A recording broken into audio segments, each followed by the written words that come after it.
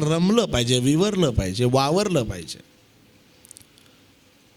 मगाशी जसं मी म्हटलं की अभ्यासोनी प्रगटावे नाही तर झाकोनी असावे. किती महत्त्वाची ओवी आहे आणि ही ओवी दासबोधातली आहे, काय माझ्या मनातली नाही. त्यांनी माझा परिचय जो काय सांगितला ना तो सगळा विसरून जा बरं का, त्याला काही अर्थ नाही आहे. आणि हा प्रवास आहे, हा प्रवास अनेकांचा होतो आणि सद्गुरू कृपेशिवाय काहीही होत नाही. त्याची मी अनुभूती स्वतः घेतली. काय होतं ना की मनाचे श्लोक हा एवढा व्यापक आणि जबरदस्त ग्रंथ आहे की ज्याला आम्ही शाळेतल्या मुलांच्या स्पर्धेपर्यंत सीमित ठेवला आहे. हे चुकतं आहे. जेवढे जेवढे म्हणून योग अभ्यासक आहेत त्या प्रत्येकानं या ग्रंथाचा अभ्यास केलाच पाहिजे, नाही तर खऱ्या अर्थाने योग कळणारच नाही. आम्ही म्हणतो हो सदा सर्वदा योग तुझा घडावा, तुझे कारणी देह माझा पडावा. बघा हे म्हणतो, नुसतं म्हणणं आणि तसं जगणं यात फार फरक आहे. आता बघा मनाच्या श्लोकांची व्यापकता किती मोठी आहे. इथे जेवढे आत्ता बसले, जेवढे ऐकायला बसले त्या प्रत्येकाला मन नावाचा एक अवयव आहे जो दिसत नाही, पण त्याचं अस्तित्व कोणी अमान्यच करू शकत नाही. काही चांगले चित्रकार असतील त्यांना तुम्ही सांगा की मला जरा मनाचं चित्र काढून दाखवा. बघा ते मनाचं चित्र नाही काढून दाखवू शकत, पण त्याचं अस्तित्व अमान्य कोणीच करू शकत नाही. आणि त्या मनाला आपल्या समर्थाने 205 बरोबर पकडलं आहे. खरं म्हणजे विश्वात एकमेव समर्थ आहेत की ज्यांनी मनावर इतका अभ्यास केला. काय कारण असेल याचं? साधं आहे. काही जण असतील सायकोलॉजीचे अभ्यासक, फ्रॉइड माहिती असेल आणि असावा, गैर काही नाही. माझं म्हणणं फ्रॉइडही वाचा आणि मनाचा श्लोकही वाचा, तौलनिक अभ्यास करा तुमचा तुम्ही. पण मनाचा श्लोक कसं छान बोलतो बघा. समर्थ असं म्हणतात की जेव्हा श्रोते ऐकायला बसतात, जेव्हा श्रोते ऐकायला बसतात तेव्हा त्यांची पहिली 5 मिनिटं वक्त्याचं जजमेंट घेण्यात जातात. 12 पुष्प आत्तापर्यंत ऐकले, बघू हा काय बोलतो आता. ही सायकोलॉजी आहे. बघा किती सोपं आहे. ही प्रत्येकाच्या मनात काही ना काहीतरी चालू आहे ना. काय असेल होय नक्की कॉर्पोरेट कीर्तन, काय हल्ली थेरं काढतील ना, असंही काही म्हणणारे असतील. पण समाज मनच असं आहे. पण मुळात समाजाला एक मन असतं, हा कन्सेप्ट देणारे तर आपले समर्थ पहिले आहेत हो. मास सायकोलॉजी हा जो शब्द आज प्रचलित आहे तो आपल्या समर्थांनी 400 वर्षापूर्वी केला आहे की समाजाला पण एक मन असतं, समाजाचं पण एक हित होत असतं. मग अशा मनाचा अभ्यास केलाच पाहिजे. आणि स्पेशली जर योगशास्त्र शिकायचं असेल तर तुम्ही मनाचा अभ्यास केलाच पाहिजे, त्याशिवाय काही होऊच शकत नाही. कारण सगळ्यात गडबड करतं ते मन हो. काय होतं की समर्थांनी आपली गुरुपरंपरा सांगितलेली आहे, त्याच्यात समर्थ असं म्हणतात, नमो ब्रह्मदेवा वसिष्ठा श्रीरामा, नमो मारुती रामदासाभिरामा. म्हणजे वसिष्ठ ऋषींना ब्रह्मदेवानं नारद मुनींना सांगितलं, नारदानं वसिष्ठांना सांगितलं, वसिष्ठांनी रामाला सांगितलं, रामाने मारुतीला सांगितलं, मारुतीने समर्थांना सांगितलं. ही आपली गुरुपरंपरा आहे. आणि त्या समर्थांनी, त्या ज्यांना मारुतीनं सांगितलं त्या समर्थांनी आपल्याला हे 2 ग्रंथ दिलेले आहेत. बघा योग वासिष्ठ या ग्रंथाचं मुखपृष्ठ बघा, मग दासबोधाचं मुखपृष्ठ बघा आणि त्याच्यानंतर माझं जे मनाच्या श्लोकांचं पुस्तक आहे, तो काही ग्रंथ नाही आहे, त्याचं फ्रंट पेज बघा. तिन्ही चित्र शांत नजरेनं बघा. आणि आता आपण हळूहळू एक विचाराचा प्रवास सुरू करणार आहोत. त्या दृष्टीनं एकदम न्यूट्रल होऊन बसा. काही मनात आराखडे बांधू नका, कसलेही काहीही बांधू नका. ही फार महत्त्वाची गोष्ट सांगतोय बरं का. आपण किती सहज म्हणतो, हा नुसता बसलेला असतो, काही करत नाही. करून बघा बरं विचार, खरंच नुसतं बसता येतं? नाही बसता येतं. फिजिकली बसाल, मेंटली काय, सायकोलॉजिकली काय. विचार करून बघा, किती सहज म्हणतो. नुसता बसलेला असतो, अरे सगळ्यात कठीण आणि फार मोठी अचिव्हमेंट आहे नुसतं बसणं.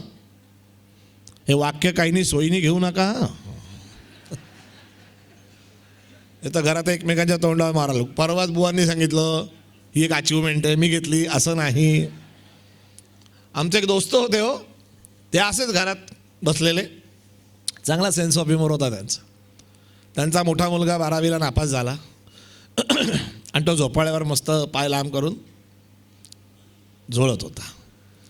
आणि जनरल त्यांना विचारलं, म्हटलं चिरंजीव काय करतात? हे निष्काम कर्मयोग. म्हणजे काही काम करत नाहीत. बघा कसा अर्थ काढतात लोक. तर असा सोयीनी काढू नका. नुसतं बसणं ही साधी गोष्टच नाही, ही एका साधकाची अवस्था आहे. हे सांगण्यासाठी मी गोष्ट तुम्हाला सांगितली. कारण हे मन आहे ना, ते जोपर्यंत स्थिर होत नाही तोपर्यंत आपण नुसते बसतच नाही हो. गप्प बसणं म्हणजे मौन नव्हे. गप्प बसणं ही मौनाची पहिली पायरी आहे. मगाशी तुमच्या सगळ्या पायऱ्या मी चित्रात पाहिल्या. रत्नापर्यंत पोचलो मी ऐकत. हळूहळूपणाचा विचार करायचा आहे. म्हणून मी म्हटलं की पहिले स्टेडी व्हा. काही मनात आराखडे बांधू नका की काय होणार आहे, नक्की कसं असणार आहे. समजा काहींच्या मनात येत असेल की आता 7:30 वाजलेत, किती वेळ बोलणार आहेत देवास ठाऊक. असंही होऊ शकतं. एखादा मागचा म्हणेल काय नंतर कशी व्यवस्था आहे, म्हणजे बाहेरच जेवून जायचं आहे, व्हॉट्सॲप करत असतील एकमेकांना. काय ना मन आहे हो, सगळं फ्युचर प्लॅनिंग चालू असतं. 1.5 तास सुद्धा इथे नाहीत. आणि म्हणून मी ते फ्रंट पेज बघायला सांगितलं. का?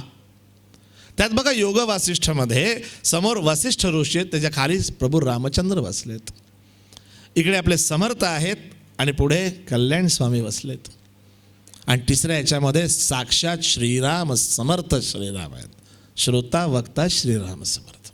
काय सिक्वेन्स लागलाय बघा. सद्गुरू कृपा आहे, बाकी काही नाही. 1.5 तास फक्त तुम्हाला बसायचं आहे, शांत ऐकायचं आहे. मोबाईल सायलेंट मोडवर तुम्ही टाकले असतीलच.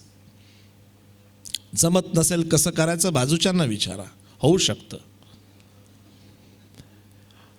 पण मी बोलत असताना मला काय दिसणार आहे म्हणून हळूच खालनं व्हॉट्सॲपवर एकमेकांना मेसेजेस करू नका. 1.5 तास एकच स्वार्थ ठेवा, तो म्हणजे श्रवण स्वार्थ. कारण बाकीचे स्वार्थ शिकवायला लागत नाहीत, ते आपल्याला येतात. पण ऐकण्याचा पण एक स्वार्थ असतो की मॅक्सिमम हा 1.5 तास मला ऐकायचं आहे.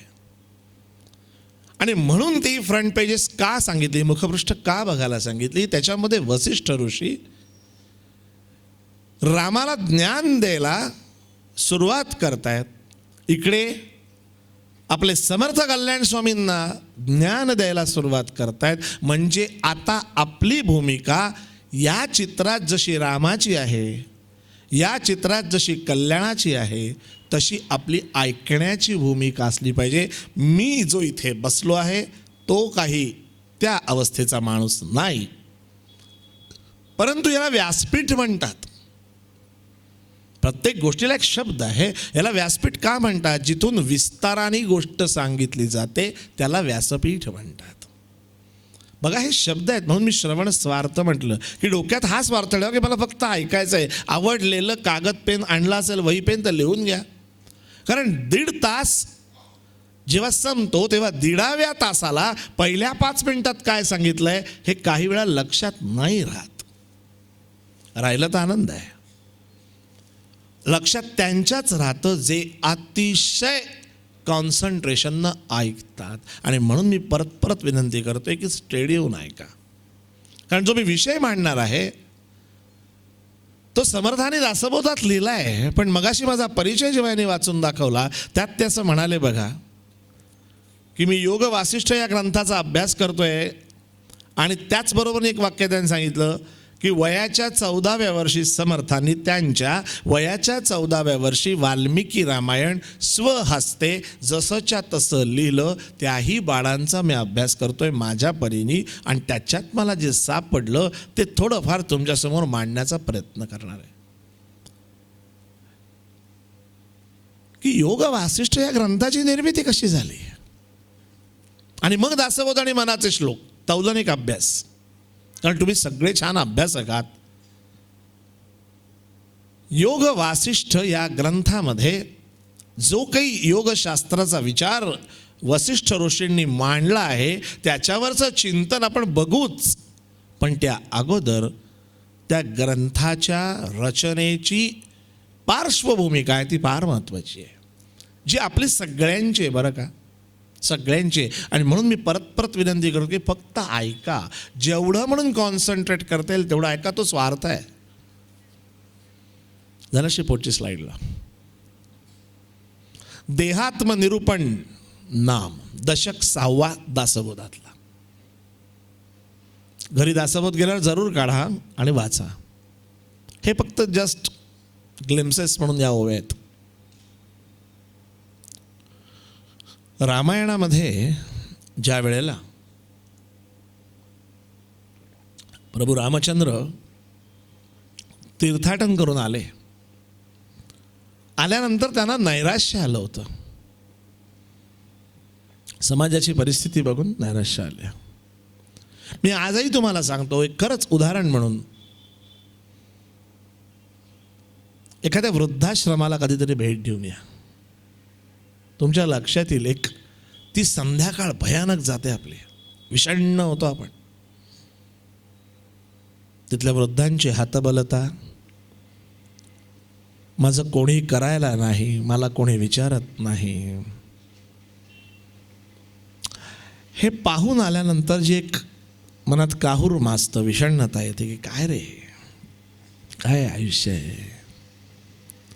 ती संध्याकाळ फार भीषण असते. कदाचित तुम्हाला अनुभव असेल, तुम्ही जातही असाल कदाचित.